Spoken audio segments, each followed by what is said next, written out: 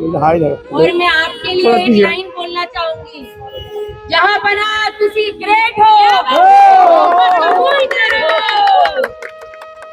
तो आज आपने पूरे भारत में, ये जेनजी ने, आप सब ने ये बता दिया है कि आपकी ताकत के आगे ये सरकार ना हिंदू पे, ना मुसलमान पे, ना जात पे, ना वाद पे, किसी के भी आगे, आपके आगे ये नहीं जा सकती।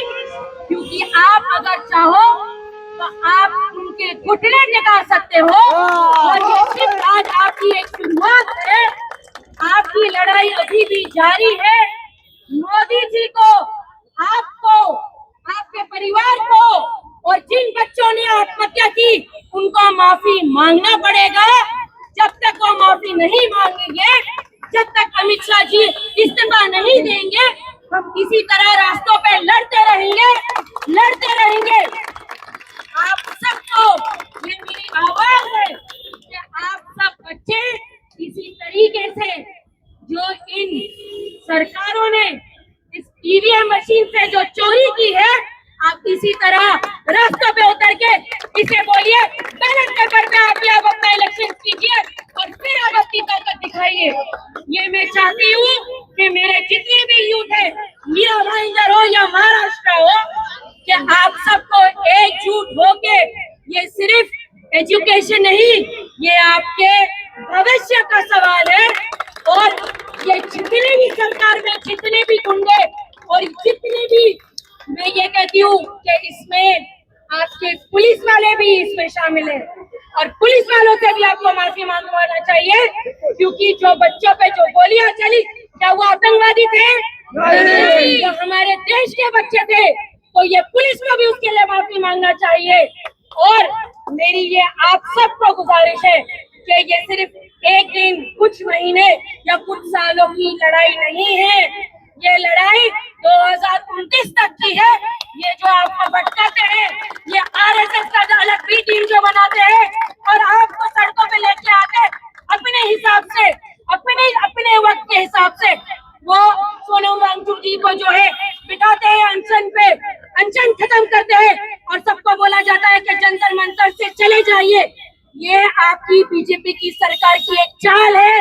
इसलिए आप सब बच्चों को ये मेरी गुजारिश है, इसी तरीके से अपने हक के लिए अपने रील्स से, अपने इंस्टाग्राम से, अपने सोशल मीडिया के जो जरिए से जो है इस गवर्नमेंट की जिस तरह से बजाई है उस तरफ बजा।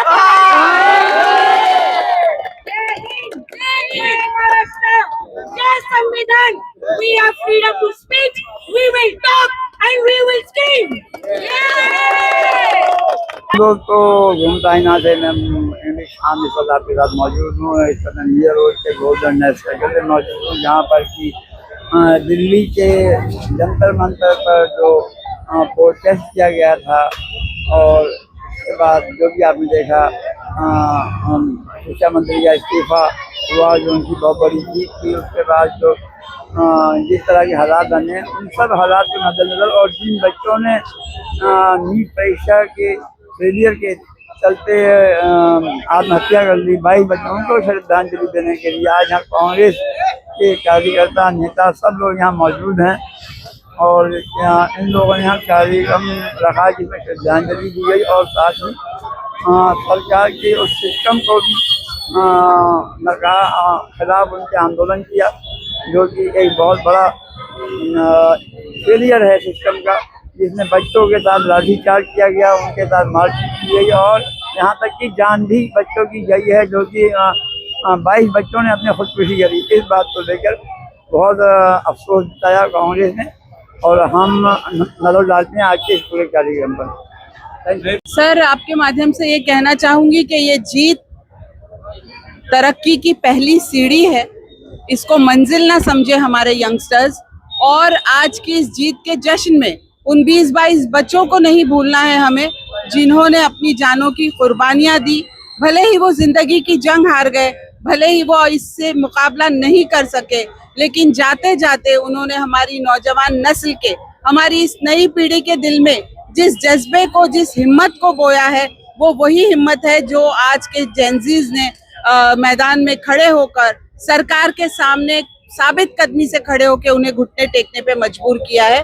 तो मैं उनके जज्बे को सलाम करती हूँ और इस जश्न की कामयाबी का श्रेय उनको देते हुए उन्हें एक नसीहत भी करना चाहती हूँ कि जिंदगी भर उन्हें इन 20-22 बच्चों की कुर्बानी को नहीं भूलना है और हमेशा जिंदगी में जो भी इम्तिहानात आए उनका साबित कदमी से उसका सामना करना है और कभी भी नाइंसाफी की इस जंग में हारना नहीं है।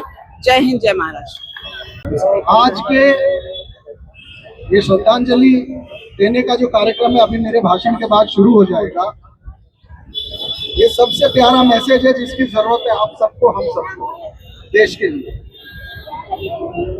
भाषण सारी बातें बता दी, जंतर मंतर की बातें हो गई, जिन बच्चों ने सुसाइड किया सभी लोगों ने अपनी संवेदना प्रकट की। आप जेंजीज कितने हैं यहाँ पर? काफी पीछे भी है, यहाँ भी है। मैं जेंजी नहीं हूँ, मैं मिलेनियल हूँ, ठीक है। मेरा जन्म 80s में हुआ लेकिन मेरे जन्म की तारीख 15 अगस्त तो मेरा जन्म ही ब्रिटिशर्स को भगाने के लिए हुआ है और आज यहाँ पे ब्रिटिश जनता पार्टी चल रही है। मानते हो ना? देश में कौन सी पार्टी शासन कर रही है? ब्रिटिश जनता पार्टी। अगर भारतीय जनता पार्टी होती तो भारतीय लोगों को थोड़ी मारती। ब्रिटिश जनता पार्टी है इसलिए भारतीय लोगों को मारा। मुद्दे की बात यह है, अभी जो छोटे बच्चे हैं ना, आप सब छोटे बच्चे और जो भी 12, 15, 17 साल के बच्चे हो, ध्यान दें।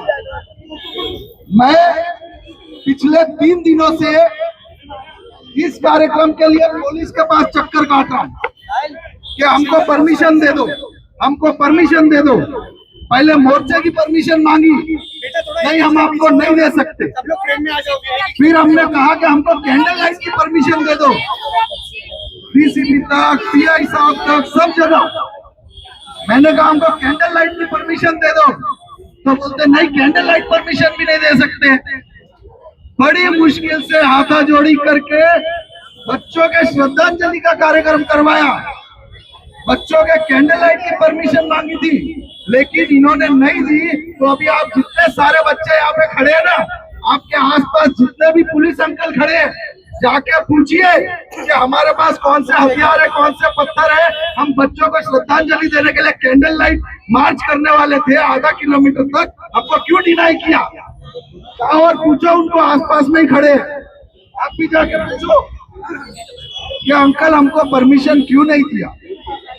जो यहाँ पे गुंडे आए दिन जो अपनी सभा करते हैं, गलत गलत नारे लगाते हैं, हिंदू मुस्लिम का भड़काऊ बयान देते हैं, तलवारें लेके निकलते हैं, उनको कैसे परमिशन मिलती है? और बच्चों को श्रद्धांजलि के लिए आपने परमिशन नहीं दी। गुनहगार पुलिस वाले नहीं है, ये पुलिस अंकल आपके साथ है, लेकिन जो पुलिस को ऑर्डर देता है गुनहगार वो है। तो आप, मैं सबसे पहले तो सब बच्चों को मेरी तरफ से मुबारकबाद कहना चाहूँगी। उन्होंने इतना अच्छी फाइट करके इस तरह से अपनी हिम्मत दिखा के हमारे देश के जो प्रधानमंत्री है, कभी किसी के सामने झुकते नहीं है, उनको झुकाया।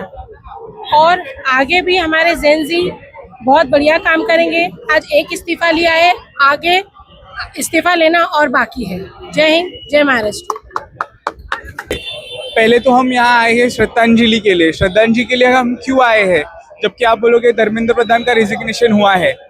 जब उनका रेजिग्नेशन हुआ उसके बाद ही वो जो 21 बच्चे थे जिन्होंने नीट के पेपर की वजह से अपनी जान खोई, इसका रेजिग्नेशन ने उनके आत्मा को शांति दी है। उसके लिए हमारा फर्ज बनता है इधर आके इनको श्रद्धांजलि दे और ये श्रद्धांजलि दे के उनके आत्माओं को मुक्त करे। क्यों? क्योंकि अभी वो लोग ऊपर से देख के वो लोग बोलेंगे कि अभी के हमारे जो स्टूडेंट्स हैं उनके लिए ये अभी सिस्टम अच्छा होगा, एजुकेशन की टेक्नोलॉजी अच्छी होगी, अभी लीक नहीं होगा और जो स्टूडेंट स्टडी करते हैं उसके हिसाब से उनको अपने मार्क्स मिलेंगे, उसके हिसाब से उनको अपना फ्यूचर डिसाइड करने का मौका मिलेगा फेयरली।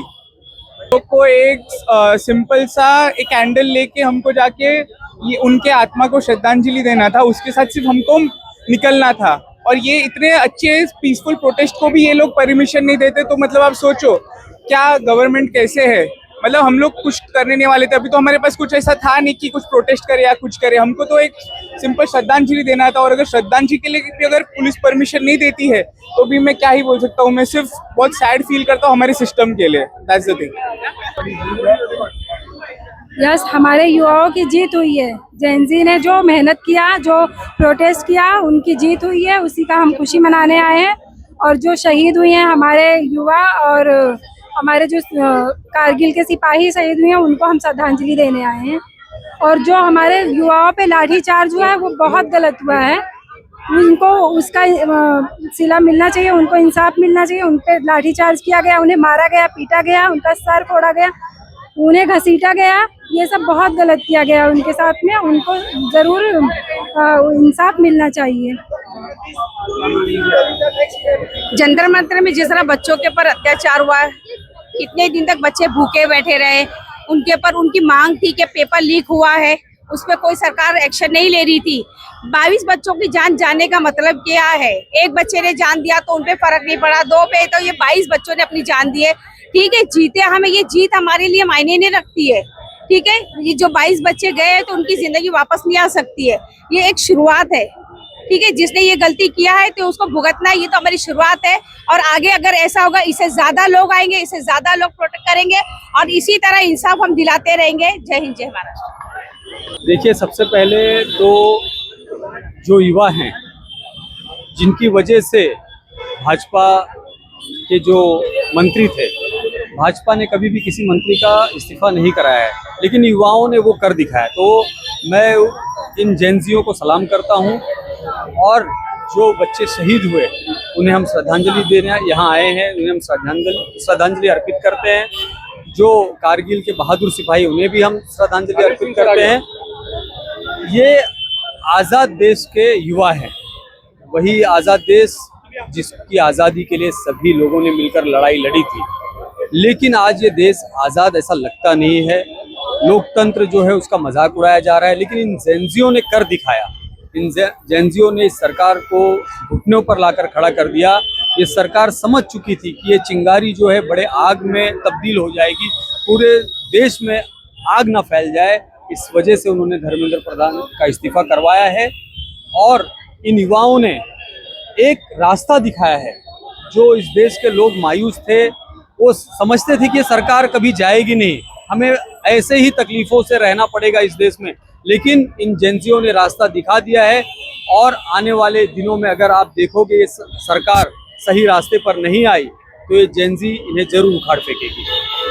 जेनजीज को मॉक कर रहा था कि आप रील्स बनाते हो, आप मीम्स बनाते हो, आप पूरा टाइम फोन लेके बैठे रहते हो। तो मुझे बताना था कि मेरे बिल्डिंग के पास, ठीक है, बहुत बड़ा एक खड्डा हो गया था near Latif park, and I made a reel on that. और उसी रील की वजह से I think he recognized that and he came and temporary basis पे भी क्यों ना हो, लेकिन उन्होंने वो चीज को फिल किया। So I want to say कि रील्स और मीम्स बनाने वाली जनरेशन फालतू जनरेशन नहीं है, उसी वजह से आज हम सबके बीच में अवेयरनेस क्रिएट हो रही है। जय जेन जी।